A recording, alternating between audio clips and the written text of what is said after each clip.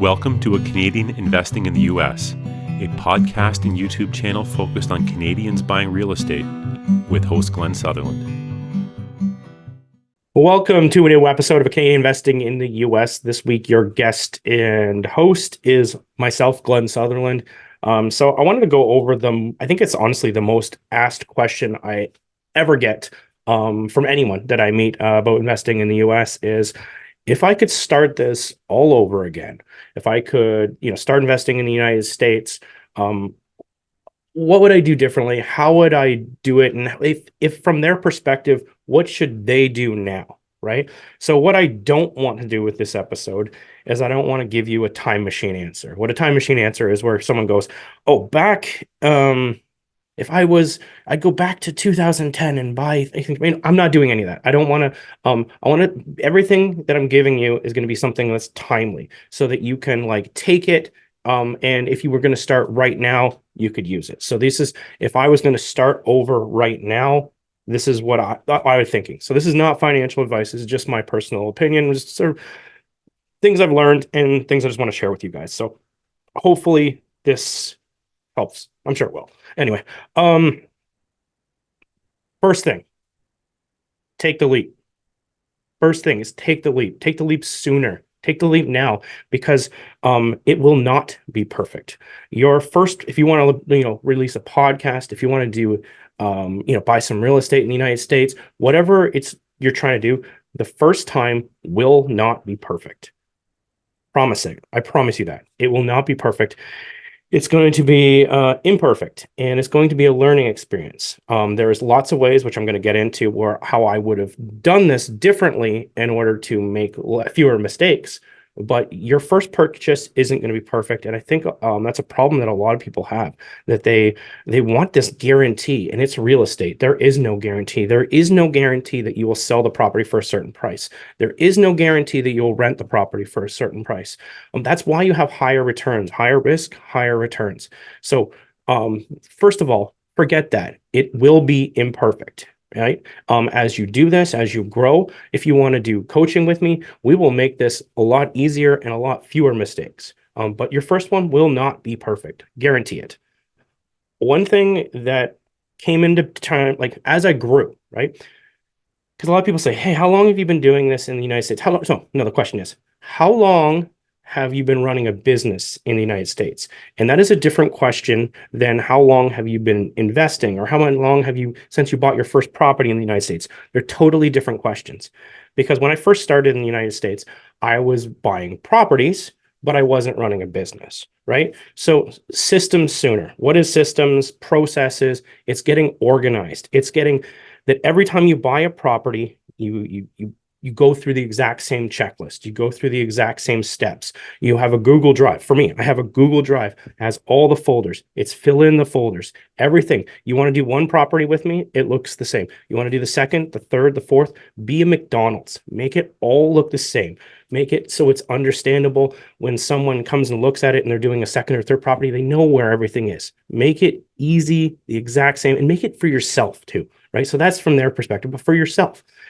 You're doing this yourself. You're going to be sending the same emails over and over again for each property, right? So what are these emails you're sending? Start making templates for all these emails. Start everything you do. Start just writing down all the emails you sent, so all the things you checked, how the process you went through, your deal analysis. Don't be creating a new Excel sheet from scratch every time.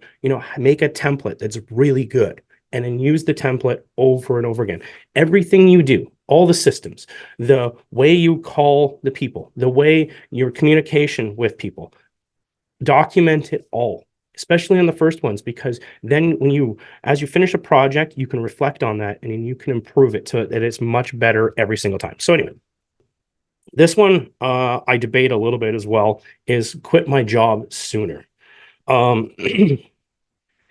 It's a tough thing to say, because honestly, there's a ton of fear in doing that. But once I actually did quit my job, my real estate exploded.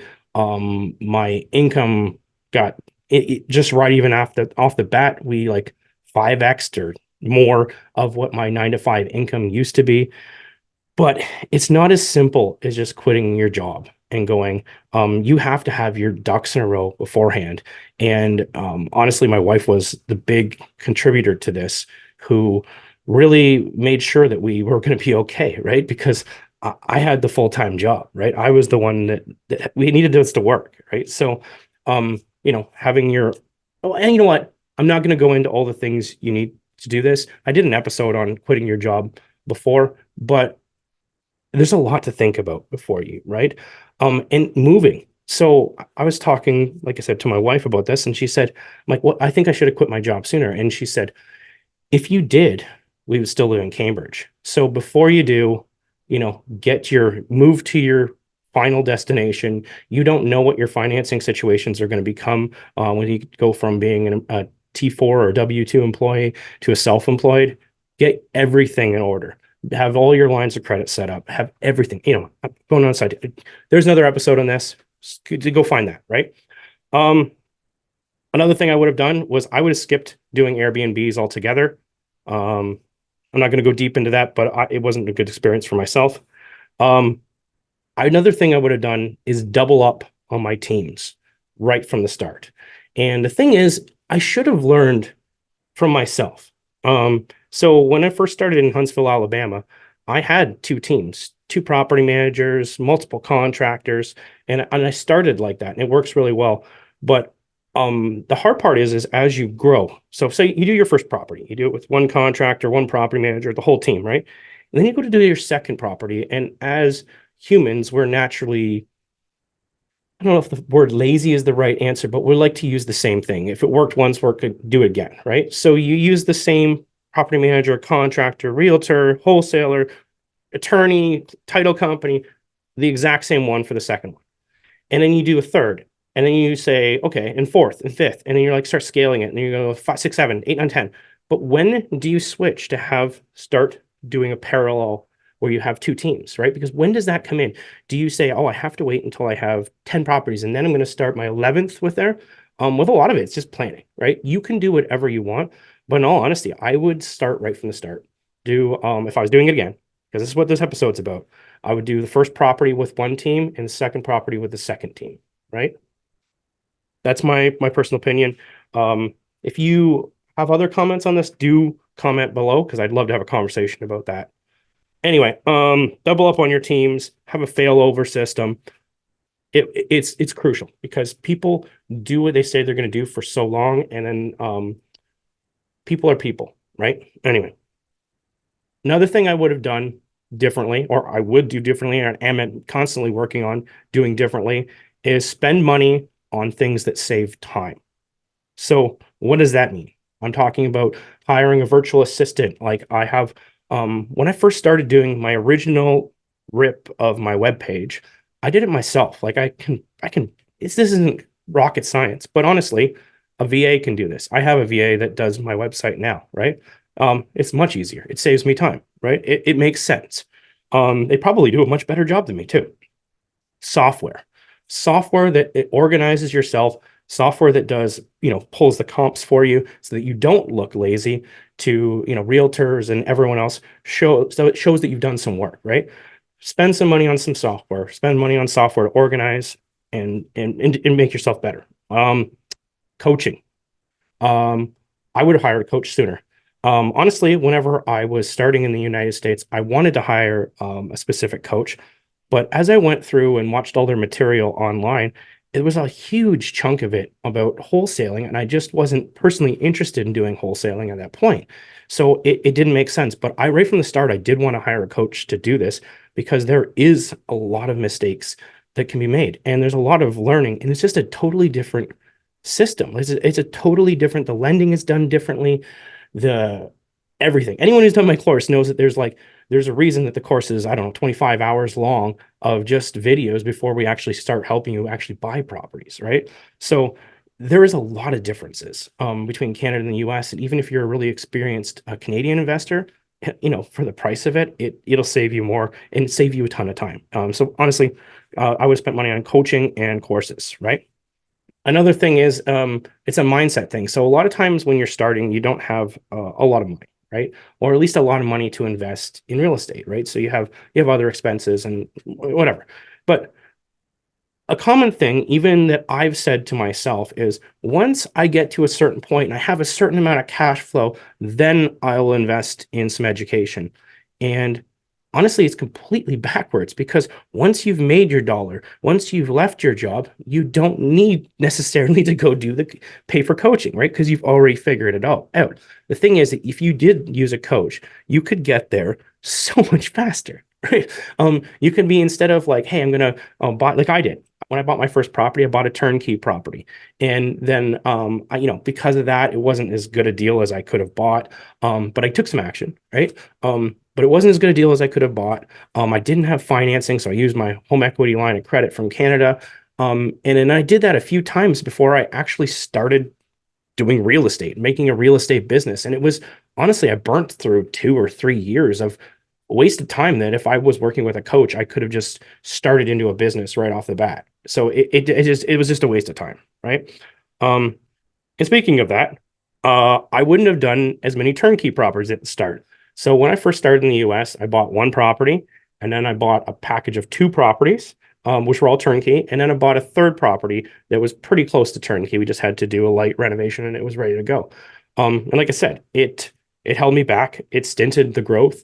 It meant that money was stuck in the properties. They didn't have the ability to refinance. The only way you have the ability to refinance a turnkey property, because typically you're buying at pretty close to what it's worth, is the market to go up.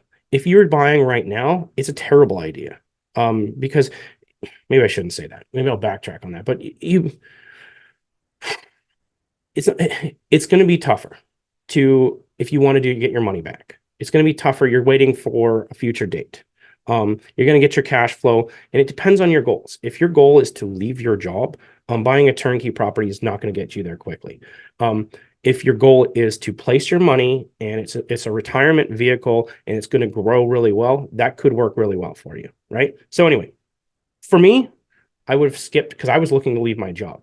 I would have skipped the turnkey, hired a coach, and started doing a business right off the start, and skipped buying real estate and started doing real estate as a business.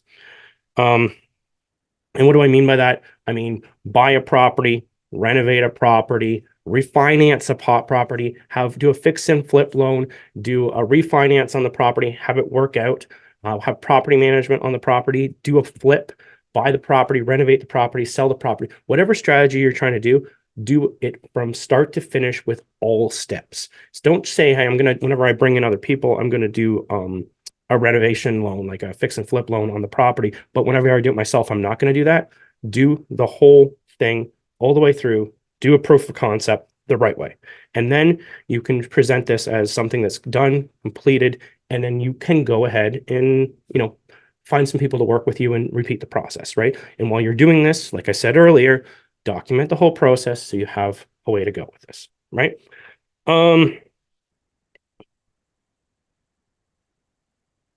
Podcast.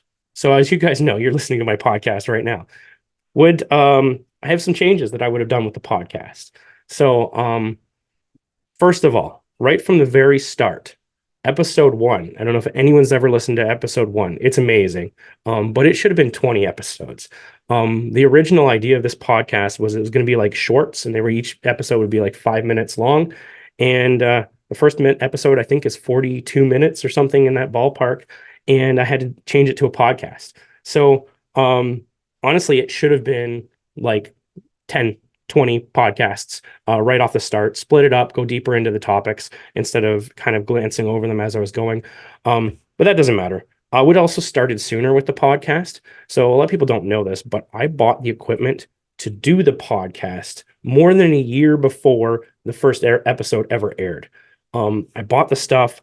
I was scared to not have it perfect. I needed this to come out and be polished and perfect. And I was hung up because I needed software to edit this. And I didn't know how to do this, and I didn't know how to do that. And I just held off on doing it. And honestly, if you want to do this, record it and just put it out, right? It's not going to be perfect. And honestly, a lot of people respond better to imperfect than perfect, right? So just do it and put it out. But if I was doing this over again, I wouldn't do a podcast at all, which might completely shock you. Doing a podcast is the slowest way to possibly grow your brand. When I did the first show, there was like one person that listened to it. By the end of the first year, we had like 20 people per episode listening to it. By the second year, there was like 100 people per episode. And it just kept growing until it was, I think we do 4,000 views a week now. But it took forever.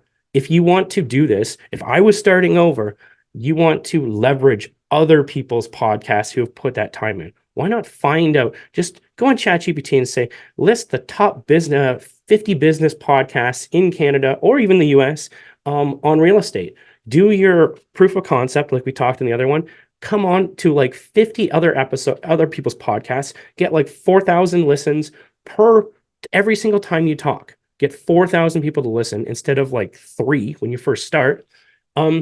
And leverage other people's podcasts. It makes way more sense than going through the trouble of building this from scratch because it's painful and it's slow in order to get it going. Unless you pay somebody to do all that, or I don't know. I think there's a way to promote it. I don't do any of that. It grew organically and it took forever. So maybe you know more about this than I do, but anyway, that's what I'm saying. Accountability buddy. So I had Matt as an accountability buddy, and he came into my life after investing in US real estate for about 4 years. I think I've talked about him several times. I've even had him as a podcast guest twice on the show.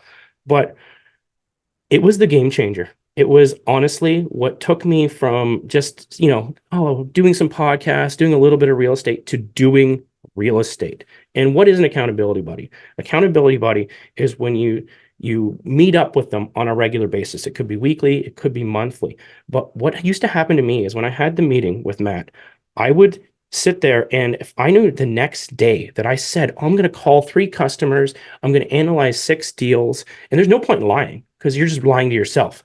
And I had my goals that I set every single week. I set what I was going to do the following week, and then we do a follow-up on what I did, and then we talk about what I did, and we talk about what I'm going to do the following week, and we do it for him too, because it has to be a win-win, right? That's what an accountability buddy is. It's the difference between accountability and a coach. An accountability buddies is just another guy in a similar business doing this. And my accountability buddy was a wholesaler, and I was a real estate investor. It was a perfect match because we didn't feel any competition, right? And we were helping each other. But what happened, long story short, is we pushed each other. After being accountability buddies for a year, I quit my job and he quit his job. Like, we both had the goal. We both worked hard. If you're coming into your meeting and you haven't done what you said you're going to do the week before, you felt guilty. That night, if say I was meeting on a Wednesday night or something to talk to him, on Tuesday night, I would be just doing everything, all the deal analysis, whatever I promised that I would have done for that week. I was working my butt off to get it done. And it would be, sometimes last minute until you build a system to run it properly. But accountability buddies are so powerful. And it's honestly, I wouldn't be where I am without Matt. So if Matt's listening to this, I don't know if he listens to the podcast still, there's my shout out to you, buddy. Buy a giant whiteboard and a magnetic one. You're going to find, if you're managing multiple projects, just like, hey, there was a water clog on this property. The property manager is handling it.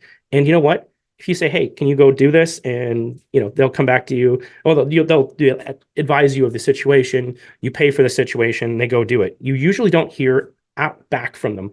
You need to start by having a follow-up system, and the easiest follow-up system, just to make sure you don't forget about some of these little things, because there's all kinds of little things.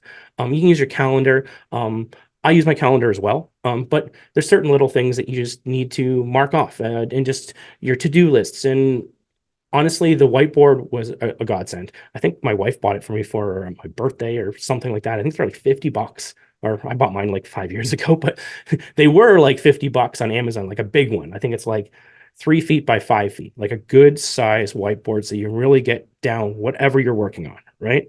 Anyway, other things that were really powerful and really advanced my business were setting goals. I just, with my coaching group, just sent out some messages. I'm like, hey, for our first mastermind of January, I'm like, set your goals for January, right? So, probably could have done it earlier, but monthly goals, quarterly goals, annual goals, 5-year goals.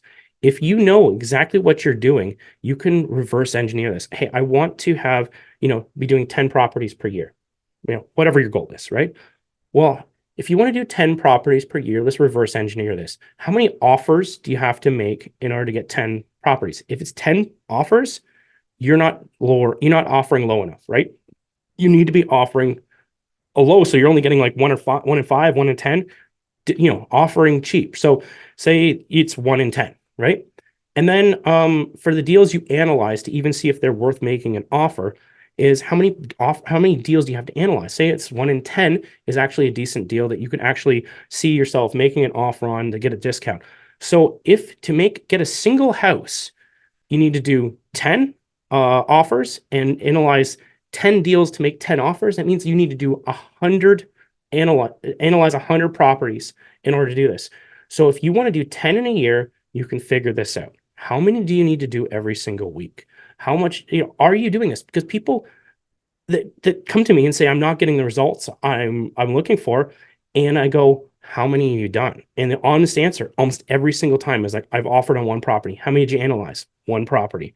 That's not good enough. It's not sustainable. You can hire someone to do this analysis. You can have a VA do this analysis. If you do that, do double check their work, right? Because this is, unless you're a wholesaler, like you're wholesaling these deals, if your analysis is wrong, it's on the buyer because they should have done their due diligence. But if this is you, if you're the active partner, you need to double check this, right? Or even if you hire someone to do this, double check their work. Everything has to be perfect. Have a realtor double check your work. Have contractors, they'll double check your work by getting you contractor quotes. Everything needs to be double checked, triple checked. Because you can't make mistakes on this sort of stuff. But set goals. Do a vision board. Everyone thinks, oh, that's so hokey.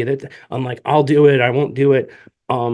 Seriously, I used to do a vision board and a progress board. I still do. Sorry, I still do this. So what is that? So a vision board, it talks about what my big goals are. Like, I want this swimming pool. I want to invest $500,000. This is what's on my board. I want to invest $500,000 in my students' projects. You're like, what? Yeah, I want my program to be the most successful. And sometimes a lot of time the holdup is finding the money. So if I have the money, let me be the solution. Let's me be the investor, because I can do both ways. I can be the active or the passive, right? A lot of people don't know that, right?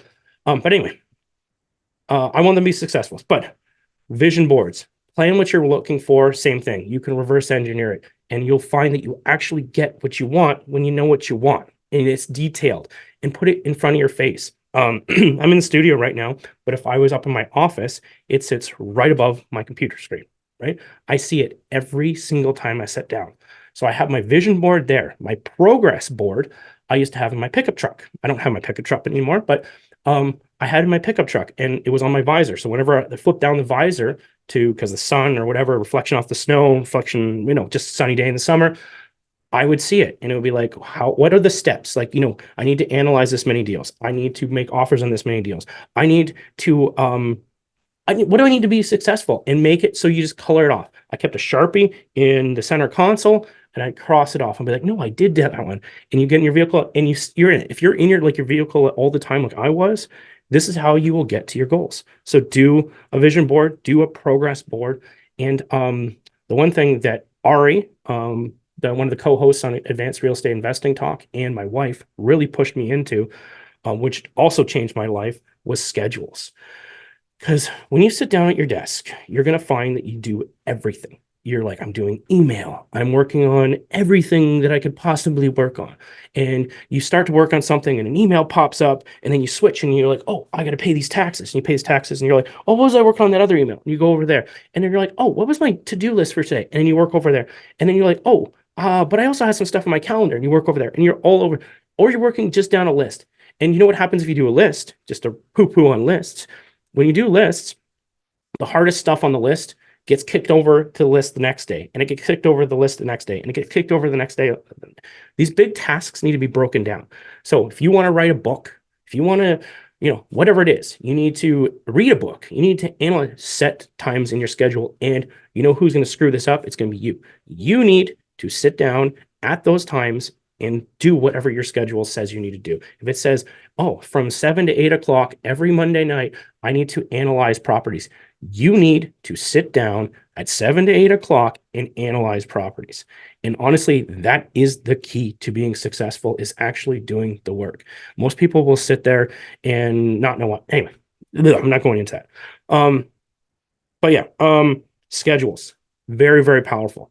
I set them for everything because I like to batch. When I want to edit podcasts like this one, I'm going to have a time set in my schedule where I sit down and I edit each one. If I'm going to edit one podcast, it'll take me, I don't know, half hour or something, maybe an hour. But if I'm going to edit like 6 podcasts, it'll take me like 2 hours instead of 1 hour for one. It's batching. It's your mind gets into the zone and you're doing the repetitive things. You know that you add the title at the start, you add the exit music at the end, you have little Freddie saying that was a great video at the end, and you just add your couple things and you go. I usually don't actually edit much out of the videos. I used to say cut ums and ahs out. I don't have time for that anymore. But anyway, you get into a role. Everything you do, you can get systemized, you can get it into a pattern, and you can do this a lot more efficiently. Other thing that was one of the most powerful things is starting to work with joint ventures, starting to work with private money, starting to raise money. For a long time, I wanted to do this myself. I didn't want to have to report to anyone.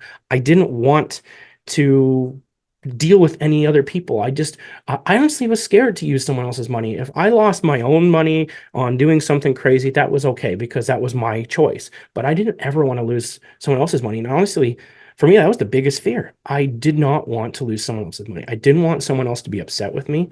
And I waited a long time before I started taking someone else's money, but it limited my growth.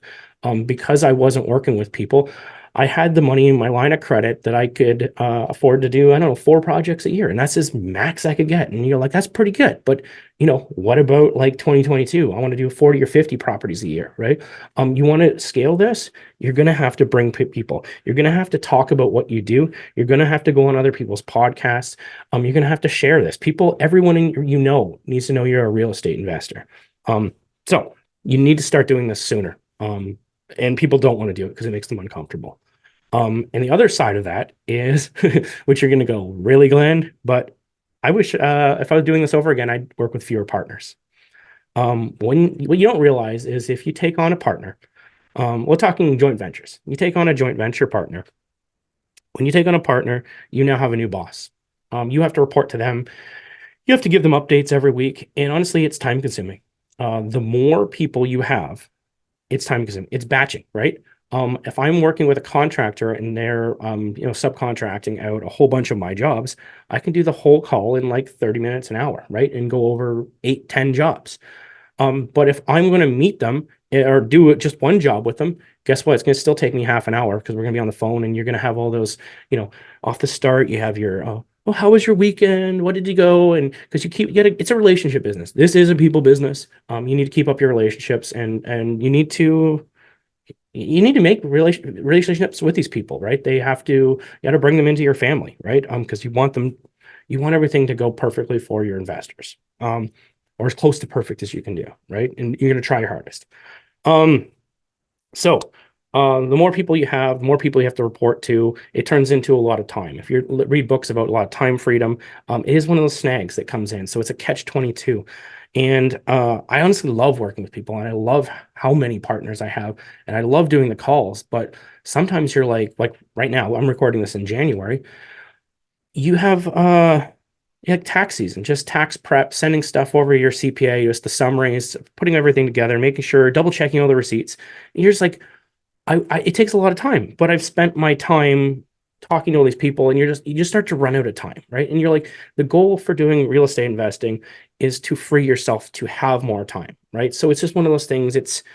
I love them and I really want it, but I wish I had less calls because it takes a lot of time, right? And certain people take more time than other people, right? Certain people want, the reason they are joint venturing with you is that they want to be handheld through the whole process because they want to see how to do it, right?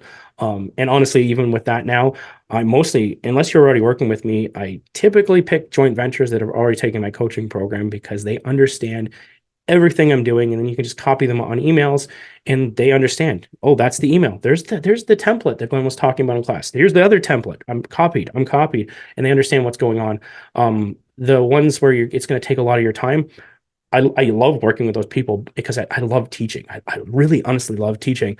But the thing is, it takes a lot of time. And you're just like, I've spent 3 hours on the phone with that joint venture every single week. And it's for the amount of properties I have, it doesn't, I can't scale that. It's not scalable, right? And that's what you want to do, is scale yourself and free yourself from the beast of working because you don't want to just trade a job for another job. The other part about this is working solo doesn't make sense. It is not a business if you don't have any partners, you don't have anyone working for you. You're just doing real estate and it's just an investment, right? So you don't have a business. But you want to do a business, which is what I encourage everyone to do, is you're going to need to work with people. We're still talking about partners. So what I want to also talk about is screening my partners better. There's people, a lot of times you won't realize the partners you're working with until you're working with them, right?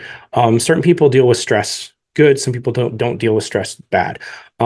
Typically, we do renovations. Typically, there's lots of surprises. If you watch any show on HGTV, stuff happens, right? And some people can deal with that and some people can't. And you really won't know that until ahead of time.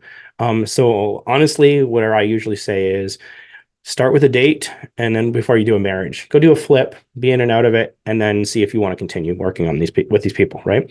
Another question that is really powerful, there's a whole screening that I do for this, but one of the things that powerful question is, where's the money coming from? When do they need it back? So if you work with people who used to be private money lenders and they want to convert to joint ventures, because usually they should earn a higher interest rate or a higher amount by doing it that way, right? It's usually not calculated like an interest rate. That's why I backtracked on that. But when they do that, they're typically used to, like when I have my private money lenders, they say, hey, I'm going to give you exactly this amount every single month. And I make sure there's way more in that bank account than what the payments are, because I want to make sure all my payments go through every single time. And then I want to go at the end of the project, say our project is going along, and we're not going to be able to pay them on that time. Guess what? I'll move money around and I'll have the conversation with them. Hey, this project's we have it closing, but it closes a month after closing. I'm like, are you okay with extending 1 month, or do you need your money now? If they need their money now, I've kept old crap money and I will pay them right now, so that they have the ability to get their checks every single month on the exact same day and get paid back at the exact same time at the end, right? That's private money lending. If you go into a joint venture, contractors go long, closings take longer, buyers back out, right? Sometimes the timelines don't work. And if they're expecting to get their money at an exact date, it's not fair to anybody. It's not fair to them. It's not fair to you. So you're going to need to figure out where their money's coming from. Is this a home equity line of credit? Are they paying interest on it? What kind of interest are they paying on it? Like, what is their story? You need to at least have a basics to it, because it's going to add stress to their life, and you need to know what that stress is, where the stress is coming from, and so you can try to do your best to deal with it. Sometimes there's nothing you can do, but you're going to do your best. This one is a little bit less real estate related, but it's like I just did a podcast 2 episodes ago, 298. But your goals, they are like everything you do, activities stack on each other. I did an episode talking about improving by 10% every time you're trying to do something, and then it'll stack, and over time you realize that you're not even the same person that you started with, right? But anyway, same thing happens with fitness.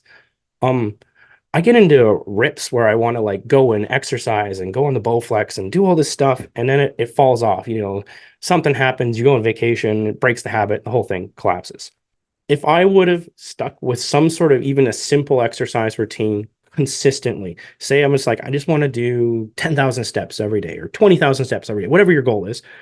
If I were to add an extra 10,000 steps compared to 100,000 or 200,000 steps compared to what I do now, do you think it would change anything? I think it would, right? So a lot of these things compound, and it's these small things that turn into big things. So same thing with the fitness. It is on my monthly goals, my quarterly goals, my annual goals, my 5-year goals. I do put fitness on there, right? So don't underplay that, right? It should be important. It should be in your schedule. I'm going to, I have, say, for me, I work typically 9 a.m. to 3 p.m. Eastern Standard Time. And then you want to have like a 30-minute, say, walk, and then 30 minutes for lunch, at least, right? You can have longer, whenever you want. You're your own boss, right? But you figure out what works for you, but plan some time in there, or plan to have your exercise right off the start. Get your metabolism going. So when you eat some food, it starts to burn it. Anyway, do what you want, put it in here somewhere, right? Your family.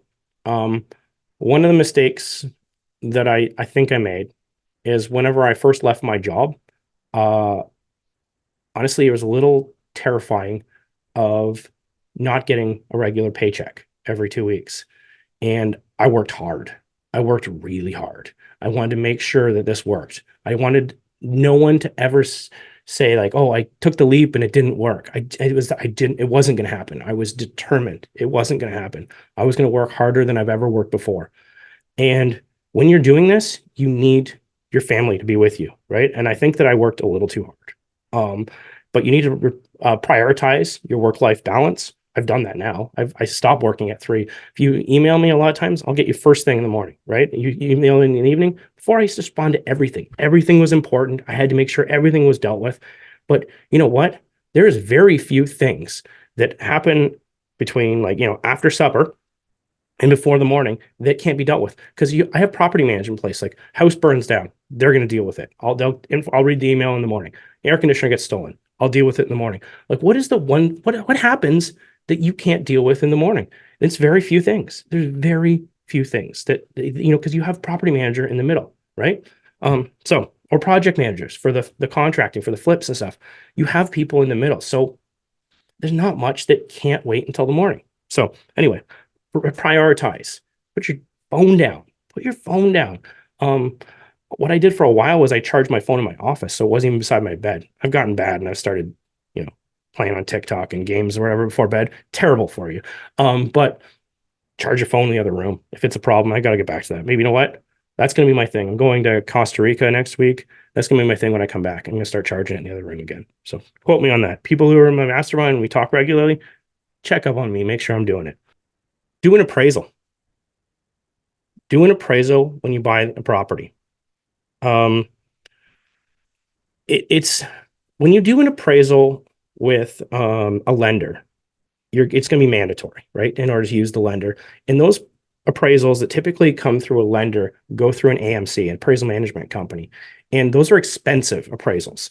Even if you are going to buy this yourself with cash, or with a JV with cash, with private money with cash, if you're working with cash, which I typically work almost all exclusively with cash now, because that's how you get the best prices. But if you're working with cash still, do an appraisal. Do an appraisal on as many as possible, because what happens sometimes, and I'm not lying to you, sometimes the appraisal will come back and it's horrible. Like, the appraisal quality is horrible. I've gotten properties appraised twice from the same property, no difference in renovation, done 2 weeks apart from each other. And literally, I don't know if you've listened to this podcast, because it is one of my podcasts. First time it appraised for $40,000, and the second time it appraised for $125,000. The exact same property with no difference in renovation between the two. That's how off they can be. But this could be to your advantage. If you're buying a property and you do an appraisal, guess what? If they botch this and it comes back and says, "Hey, that property you're buying for 100 grand is only worth 40 grand. You have now a third party. It is not your opinion, it is a third party's opinion. You will present the appraisal to the seller of the property and say, "Look, I know we have this under contract for $100,000, but this is what the market is dictating right now. This isn't me. This isn't my opinion. This is a third party, and they're saying that this is way out of whack. We need to do a price reduction." Right? This can save you. This can save you. This saved me on one project that we did specifically. I have in my mind. That's why I wanted to bring it up. We reduced the price by $20,000. And guess what? Because of that, we made money. So it is important to do. If you do an appraisal without an AMC, so you're not going through a lender, it is much cheaper. When you're paying for an appraisal through a lender, the appraiser gets paid and the AMC gets paid, right? So if you go directly to the appraiser gets paid. It's usually about half the price. So it's much cheaper to do it that way if you're doing cash, right? But if you're thinking about doing it with a lender, you could do it that way and it'll still work out. It's just a little bit more expensive, right? Plan as if you're doing a loan, even if you're not. Run your numbers to make sure that there's enough money in there to do a loan as a purchase loan, as a fix and flip loan. Do it as if you want planning to flip this. Put in the numbers so that you can check to see when you sell the property, or sorry, if you don't sell the property, that you could refinance this and rent it. Have multiple exits, factor in financing, make sure it's a number in your sheet. You will thank me, because whenever something doesn't appraise right or doesn't sell right, or someone made a mistake somewhere along the line, you will have that as a backup plan. Or the market changes, which is very powerful right now. Very important. Run it both ways. In the course, the calculator that does this, really simple entry form on the first page, and then it builds out all the different options. If you were going to do this as a fix and flip, this is how it would run. If you're going to do this as a BRRRR, like you're going to refinance this and keep this property, this is how it would work. If you're going to do this as a straight purchase without a refinance, this is how the numbers would work. This is how it would work if you did it with private money. This is how it would work if you did it with joint venture, a joint venture and a flip, a joint venture and a BRRRR, a joint venture and a lease option. Because a lot of this is a lot of work to calculate it. So I just made an Excel sheet, put the entry in, and it fills all the rest in. And then you know where you're going to be. So then you can just add some conditional formatting. You're like, yes, no, this works for me. This doesn't work for me. And you know what? You want to analyze those 100 properties every single month to get your one deal. That's how you do it, right? You want to scale all this. You want to make it easier for yourself.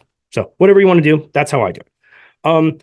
The other part, so I was plan as if you're doing a loan, even if you're not. The other part is plan as if you're doing a joint venture, even if you're not.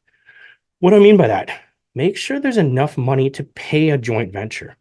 If you're like buying deals that you're like, no one would ever do this deal if I did this as a joint venture. Like say, oh, we're going to do this flip and it makes 20 grand. And that means that the joint venture would get 10 grand and I would get 10 grand. And even if you think about that and you're like, hey, if I was going to go pitch this to somebody, would someone do this? And what kind of return would they get? And if you're like, they probably wouldn't do it, you shouldn't probably do this deal because your numbers are too tight. And if the market drops, you're going to be upside down, right? Your numbers are too tight, right? So plan to do the deal as if you're doing a joint venture, even if you're not. And my last point, actually maybe one of my last points, is I would have started coaching sooner. I talked about this briefly, but I love coaching. I love sharing. I love teaching people how to buy and sell in the United States. I love looking at their numbers and seeing how they worked and where they made the mistake because that's what coaching is. There is a one-on-one element to make sure that you are buying these properties right? So I want to go through these deals and see like, oh, you pulled comps, but they're in Westvale instead of whatever, right? You're in the wrong neighborhood, those comps. You're on the wrong side of the expressway or the highway or the freeway or whatever, right? You're on the wrong side of the tracks. Your comps are no good. You've made a mistake here. You looked at your numbers when you filled in what you're getting for lending. Those are numbers from last year. You won't get that kind of lending right now. I just had another student and they just got a quote, and those are not the current lending numbers because lending numbers do change, right? And you're like, they might say, oh, I got that quote like 2 months ago. Numbers changed, right? So your numbers aren't right. Anyway, I love doing this. I love coaching. There is a financial element to it, but I love teaching that part. And it's honestly one of my favorite parts about doing the real estate. And I get thrilled. And I've been trying to bring more and more of them on the podcast. If you're a regular listener, you're starting to hear them coming out almost every 3 weeks. I put another student on, but I love the success stories. I love it. So anyway, maybe I'll talk about that briefly. So what the coaching is it's like 25 hours of material. And then we do a mastermind because I want to be able to answer your questions and teach more stuff that's more specific. Like this last month, we just talked about all the new laws that are coming in Canada Revenue and with the IRS, with FAPI and all the identification you have to do for your corporations. Anyway, all the new laws are coming up for both corporations. And then we do deal analysis. And anyway, we build the whole thing out, right? So that you understand, you see lots of deals. You see how I analyze it right from the start, from getting an email to putting an offer in, all the different steps it goes through, all the emails, all the templates, everything's open. So anyway, there's that part of it. And then there's a Facebook group, a WhatsApp group, and we just chat. We answer questions. We work as a group because sometimes they're like, hey, should I invest in Atlanta? And people will message me directly. I'm like, put it in the group chat because I don't personally invest in Atlanta. I still think it's a great market. But why don't you put it on the group chat, and someone who does invest in Atlanta can give you some feedbacks on neighborhoods and everything else, right? So we have that group element, and then I have one-on-one coaching sessions. So if you're working on deals, you're trying to close deals or something you're working on, we set up a time. We sit down for half an hour and we go through the call. We go through and make sure that you have what you need. So anyway, if you're interested in it, glensutherland.com/coaching. You've probably heard the ad in the podcast every single week. I should probably update it. But anyway, I think that's it. Honestly, we're at 300 episodes, and I really appreciate you guys coming and listening. Really appreciate how much the Facebook group has grown. I think we've doubled in size since, like I'm recording this in January. Since October, we've doubled in size. That's how fast it's growing. Authentically, there's no advertising for my group. You'll never see an ad, at least not yet. There's no ads for it. So I'm thrilled. And I really appreciate you guys listening to the show and working with me and supporting me. So let's just keep growing together. If you have topics, you're like, Glenn, I really want to have someone talk about something. That's like, I really want details on a certain topic. Email me, glenn@glensutherland.com. I'll either do an episode myself if it's something that I am passionate about and know really well, or I'll find someone else who wants to talk about it. I'll find who's the best and I'll leverage their time and bring them on the show. And we'll do an episode on it. Like, let's make this the best podcast. If you need something, let me know. I'll find it for you. Anyway, thank you for listening, everyone. You'll hear from me again next week. Thanks, everyone. Bye. That was a nice video. Bye.